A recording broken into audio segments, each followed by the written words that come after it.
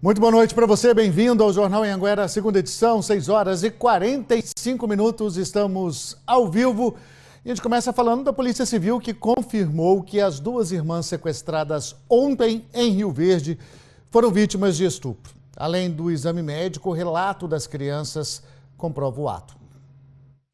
O caso é tratado como sequestro e estupro de vulnerável. As crianças foram ouvidas hoje de manhã aqui na delegacia. A Polícia Civil busca juntar o maior número de detalhes para tentar identificar o homem que supostamente cometeu os crimes. Segundo a delegada, as menores foram abusadas em uma outra casa por mais de 1 hora até serem abandonadas na frente de uma escola. O homem que teria sequestrado, abusado e depois abandonado as irmãs ainda está foragido.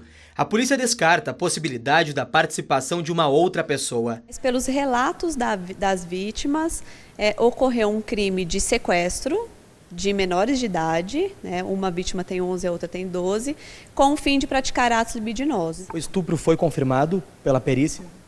Então, na verdade, hoje o crime de estupro ele não é só confirmado por meio de perícia, porque não é só a conjunção carnal, o ato sexual. A prática de outros atos libidinosos que não deixam vestígios também configuram estupro e no caso dos relatos delas ficou comprovado que eles ocorreram. Bom, as meninas e a avó delas, que também foi amarrada pelo bandido, já estão em casa. Empresas daqui do estado que vendem e exportam ouro estão na mira da Polícia Federal. 100 policiais cumpriram hoje 26 mandados de busca em Goiás, Mato Grosso e São Paulo. A investigação quer saber o envolvimento dessas empresas com o garimpo ilegal. A operação da Polícia Federal é resultado de uma outra apreensão de 110 quilos de ouro feita em Goiânia no meio deste ano. Se verificou que aquele ouro ele não é um produto isolado de uma ação criminosa, na verdade ele está envolvido num contexto muito maior de extração irregular de ouro e remessa para o exterior. Na época, as empresas donas do ouro apresentaram notas fiscais alegando que vinha de um garimpo legalizado em Colniza, no Mato Grosso. Mas a PF descobriu que a mina está fechada já há mais de 1 ano.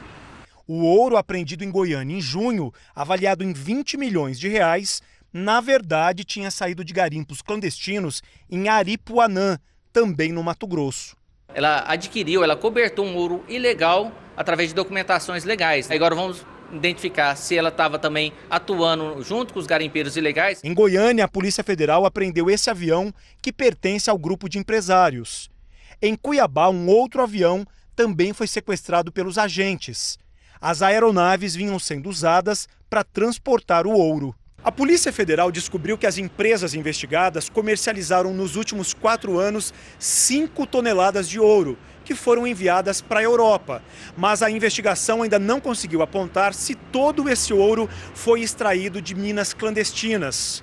A investigação tenta apontar agora se o comprador na Itália sabia ou não que a extração era irregular, sem autorização do governo. Bom, ninguém foi preso. Os responsáveis pelas empresas podem responder por posse ilegal de matéria-prima da União, crime ambiental e ainda falsidade ideológica. E as Polícia Civil e Rodoviária Federal prenderam em Teresópolis suspeitos de participar de uma quadrilha especializada em roubo de cargas. Vou chamar a Lorena Gomes ao vivo, que traz as informações para a gente. Boa noite, como é que foi essa prisão, hein, Lorena? Boa noite, Luciano. Olha só, foram 4 homens presos suspeitos de furto, roubos e apropriações de cargas aqui no estado. O grupo é responsável pelo roubo de um carregamento de cerveja no último domingo. Desde então, eles estavam sendo procurados pela polícia. Hoje, eles foram presos em Teresópolis durante a 10ª fase da Operação Livrai-nos do Mal, que quer combater o roubo de cargas na região. Com eles, a polícia encontrou um jammer, que é um bloqueador de sinais de telecomunicações e de radiodifusão.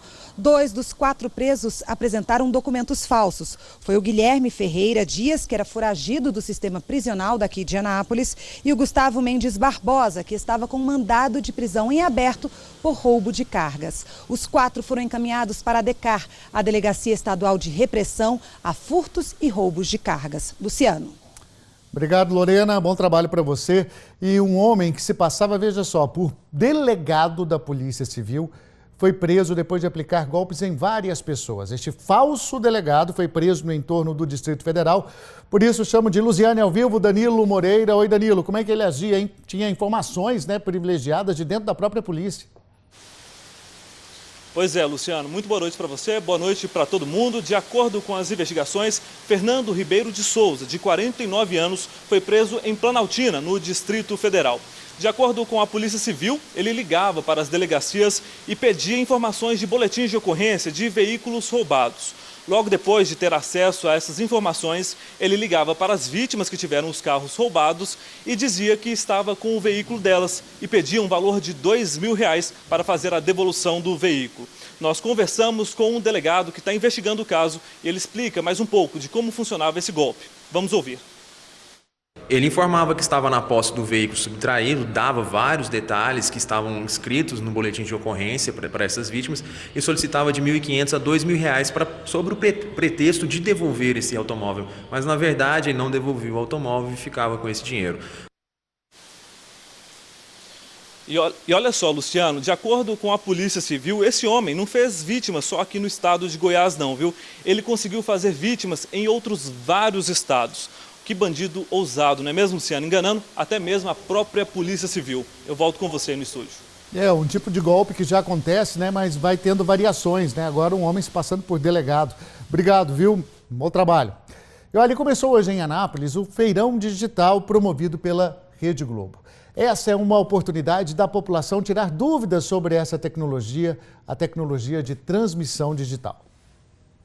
Seu Libério disse que mudou de vida depois de colocar a antena da TV digital em casa. Bem melhor, é limpinha, é mais linda mesmo. O aposentado, mesmo assim, foi conferir o Feirão Digital, que está acontecendo na Praça Americano do Brasil, no centro de Anápolis. Nos estandes é possível conhecer e tirar as dúvidas sobre a tecnologia. Uma tecnologia moderna em que quem tem uma antena parabólica basta colocar o receptor digital para ter 40 e tantos canais em alta qualidade. Os aparelhos que transformam a imagem e o som das televisões e antenas estão sendo comercializados a preços promocionais. Aqui, além de ter acesso a equipamentos e a informações sobre a TV digital, o público passa também a conhecer um outro tipo de tecnologia, a do streaming. Ali na TV a gente está vendo a Globoplay aberta. Através desse aplicativo é possível acessar todo o conteúdo da Rede Globo, além também de séries e outros conteúdos que são exclusivos. E o melhor, quem vem aqui ganha 30 dias de graça para experimentar. Eu vou voltar para adquirir um bicho desse aí, um aparelho desse aí. E olha, o Feirão Digital na Praça do Americano do Brasil, no centro de Anápolis, vai até sábado. E mais detalhes você vê também no nosso site de notícias, o G1 Goiás. Rápido intervalo, a seguir o motorista de ônibus preso dirigindo bêbado em Itumbiara. E também o plantio da safra aumenta o número de empregos no campo. Já, já.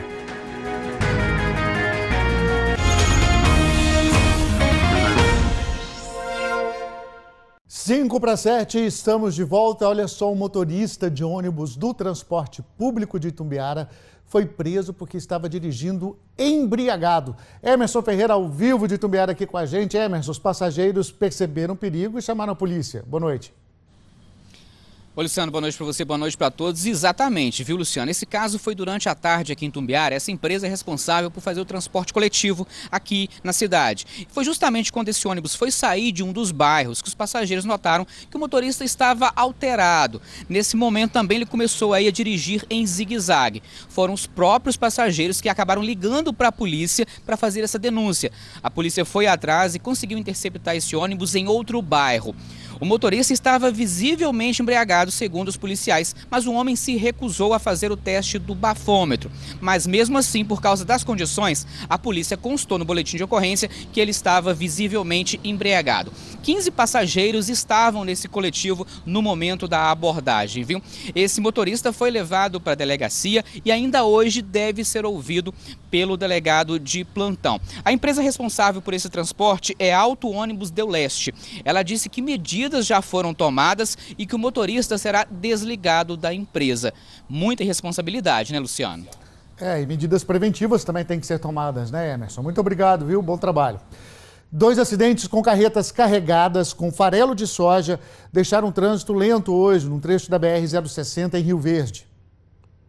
Um foi no sentido Rio Verde-Jataí. Parte da carga caiu no asfalto e uma das pistas foi interditada para a retirada do farelo e a transferência para outro veículo. O outro acidente foi no sentido contrário. Uma carreta tombou na lateral da pista. O motorista ficou ferido e foi levado para atendimento médico. A Polícia Rodoviária Federal suspeita que ele possa ter dormido na direção. O Instituto Federal Goiano de Rio Verde ficou 40 horas sem energia depois que um galho caiu na rede elétrica.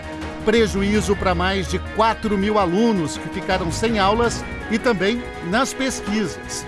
Peixes morreram e mais de 500 litros de leite foram jogados fora. A polícia de Porangatu prendeu hoje 3 suspeitos de roubar um caminhão e uma retroescavadeira na BR-153 domingo passado. O caminhoneiro ficou em poder dos ladrões por mais de 10 horas. Todos os presos já tinham passagem na polícia por receptação de cargas. Uma carga roubada de cerveja foi apreendida em Goianira. Segundo a Polícia Civil, a cerveja era vendida num grande supermercado da cidade. O gerente foi preso por crime de receptação. E um jovem de 24 anos teve queimaduras de 2º grau depois de levar um choque num prédio em Catalão, no sudeste do estado. Ele estava trabalhando como pintor quando encostou o rolo nos fios da rede elétrica. Os bombeiros prestaram os primeiros socorros e aí retiraram o trabalhador do prédio. Ele teve queimaduras nos 2 braços e precisou ser trazido para um hospital de Goiânia. Bom, o estado de saúde dele é considerado estável. Olha, as cidades de Goiás estão crescendo, a gente sabe disso, só que junto com prédios e casas, um problema. O que fazer com os restos de materiais de construção? Dá para usar de novo se passar por uma usina de reciclagem como a que foi instalada em Catalão. Catalão está crescendo cada vez mais. Só este ano, cerca de 1.000 alvarás de construção foram expedidos pela Secretaria de Obras.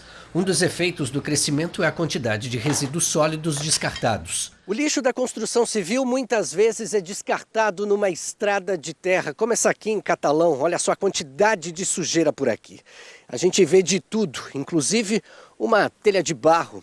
Gente, isso aqui demora aproximadamente 400 anos para se decompor na natureza. Para minimizar os impactos no meio ambiente, uma usina de reciclagem foi inaugurada. Cerca de 250 toneladas de resíduos da construção civil vão ser reaproveitadas. O material vermelho nós usaremos aqui no aterro para cobrir lixo sem agredir novamente a natureza. E o material cinza, que é o material nobre, ele poderá ser utilizado para voltar a construir. Essa é a primeira usina de resíduos sólidos do estado de Goiás construída como uma obra pública. Isso vai poder dar muita geração, inclusive, de emprego na cidade de Catalão. O material reciclado vai poder ser usado para arrumar asfalto, por exemplo. Economia de R$2 milhões para os cofres públicos. Quem trabalha na construção civil, descartando toneladas de resíduos sólidos, aprova a ideia. Primeiramente, preservando o meio ambiente, né? E a gente vai estar fazendo um trabalho mais tranquilo e sabendo que esse lixo vai ser reutilizado, né?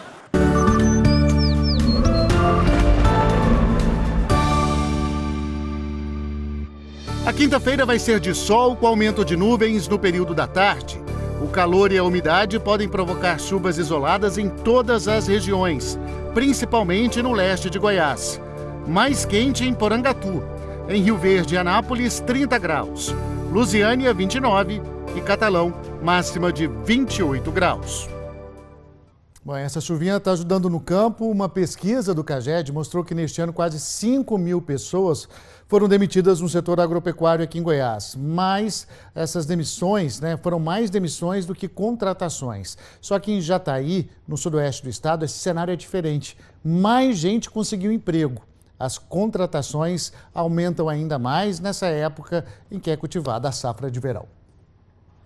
Há 15 dias, trabalhando nessa fazenda de Jataí, no sudoeste do estado, seu Wilson, que estava há 2 anos sem um emprego fixo, é um dos contratados temporários para ajudar no plantio da soja. A gente deixa os currículos acima não tá tendo, aí aparece esse trabalho aqui temporário, por mais que seja pouco tempo, mas dá uma força muito, né? Por conta do plantio da soja, Dados do CAGED apontam um saldo positivo de 23 novos empregados só no mês passado aqui em Jataí, no setor agropecuário.